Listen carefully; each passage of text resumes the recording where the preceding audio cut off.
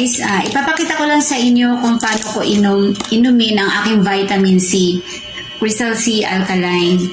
Ayan, so dahil morning ngayon, wala pang laman ng tiyan ko, ganyan ako pag uminom. So tinatanggal ko siya sa capsule. Ayan, so 1. Then 2. Yan po.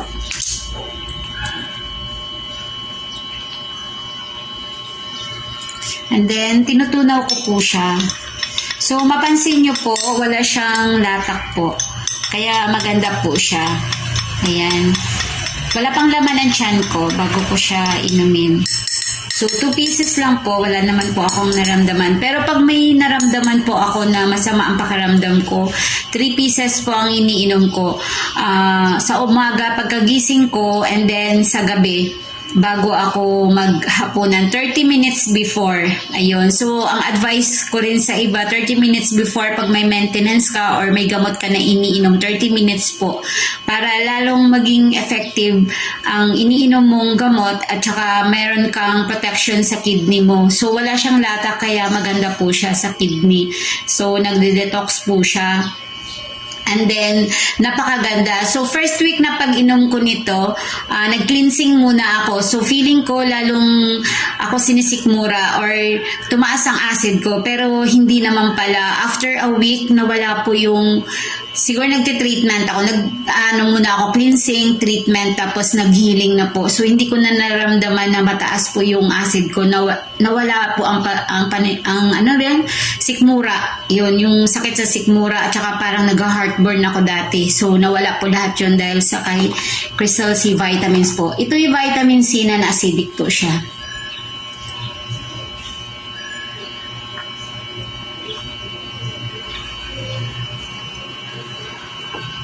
Ayan po, ganyan po ako uminom. So, pwede siya sa bata, 3 months old, pwede siya sa lahat. So, tutunawin mo lang sa tubig. Normal na tubig, bawal po yung mainit na tubig dahil matanggal po yung nutrients ng vitamin C. Bawal din sa malamig na tubig. So, normal na tubig lang. Ayun, so kailangan po ng vitamin C ng katawan natin dahil hindi po naturally nagpo-produce ang katawan natin ng vitamin C. So kailangan natin everyday na uminom ng vitamin C po. I recommended po Crystal C Alkaline. Ayun, so ano kasi siya, legit po talaga siya. So meron siyang FDA approved, nandito sa box nakalagay, HRP 18509. So Crystal C Alkaline 500 mg capsule. Ang 1 box 100 pieces ang laman. So 100 capsules. And then sodium ascorbate niya po nasa 62.43 mg, equivalent to ascorbic acid 500 mg. Ayun, sodium ascorbate kasi maganda po siya, tummy friendly, so hindi mahapdi sa tiyan. So kung acidic ka, maganda siya inumin kasi nagbo-boost siya ng immune system natin, so nade-detox ka rin. So hindi ka tataba, kumbaga nililinis niya rin yung mga taba-taba dyan sa natin, sa loob ng intestine natin. So maganda siya. So, pag tumaas ang immune system mo, lahat na klaseng sakit, lalabanan, proteksyonan niya ang katawan natin. So, si immune system talaga pag na-boost ang immune system mo, napakaganda. Ayun lang po, maraming salamat. Ayan, so si Crystal C is equivalent to 14 kilogram grapes. Yung 1 capsule po niya, ito po, 1 capsule equivalent to 14 kilogram grapes. Equivalent po yun or 12 kilogram apples or 6 kilogram bananas. So, exclusively distributed by Lessers Marketing Corporation. So, ayun, certified FDA registered po siya. So, si Crystal C Alkaline, ang raw materials niya from DSM of Switzerland. So, napaka ganda po. Dahil quality products po. Pag sinabing DSM of Switzerland, galing ang raw materials, quality products po talaga. So, si Crystal C Alkaline, the real non-acidic vitamin C. So, yun po yun. Alkaline po siya. So, ito po yon. Pag sinabing alkaline kasi, healthy po siya sa katawan natin. So, pag sinasabing acid po, acidic, hindi maganda sa katawan natin. Unhealthy po siya.